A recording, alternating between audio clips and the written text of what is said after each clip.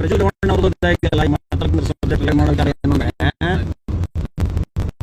ನಮ್ಮ ಪ್ರಜ್ವಲ್ ರೇವಣ್ಣ ಅವರನ್ನ ಹೊರಗಡೆ ಬಿಟ್ಟಿದ್ದಾರೆ ಅಂತ ಬಿಜೆಪಿ ಹೇಳಿದ್ದಾರೆ.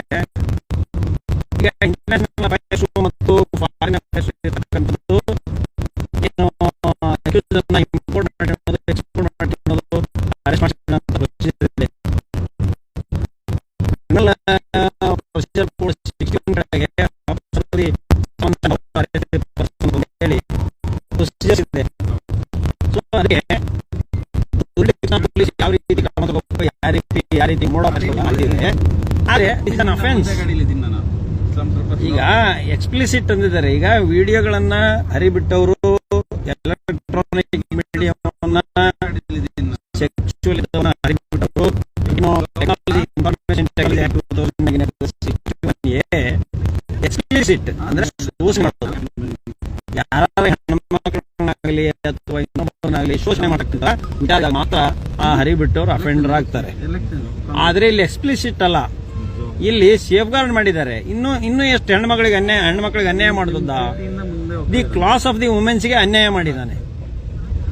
ಸೊ ಯಾವುದೋ ಒಬ್ಬ ಇದಕ್ಕೆ ಮಾಡಿದ್ರೆ ಇವರು ಸುಮ್ಮನಿರ್ತಾರೆ. ಸುಮಾರು 100 ಹೆಣ್ಣು ಮಕ್ಕಳಿಗೆ ಆಗಿದೆ ಅಂತ ಮೇಲ್ನೋಟಕ್ಕೆ ಗೊತ್ತಾಗ್ತದೆ. ಈ ಬಗ್ಗೆ ಈಗ ರಾಹುಲ್ ಗಾಂಧಿ ಅವರು ಮಾತಾಡಿದ್ದಾರೆ evidentiary value on the basis of avert of evidence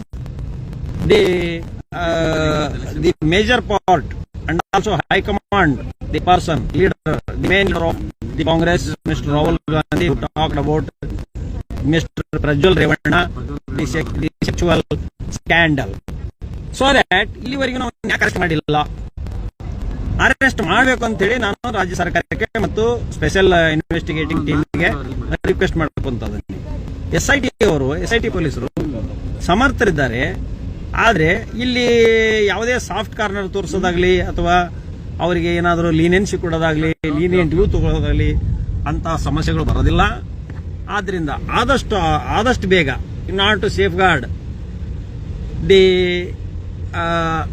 modesty of the women's, in order to safeguard the modesty of the women's, ಹೆಣ್ಣು ಮಕ್ಕಳ ಗೌರವವನ್ನ ಕಾಪಾಡುವಲಿಕ್ಕೋಸ್ಕರ ಪ್ರಜ್ವಲ್ ರೇವಣ್ಣ ಅವರನ್ನ as quick as possible arrest ಮಾಡಬೇಕು ಅಂತ ಹೇಳಿ ಈ ಮೂಲಕ ಕೇಳ್ಕೊಂತಿದ್ದೀನಿ. ಜೈ ಹಿಂದ್, ಜೈ ಕರ್ನಾಟಕ.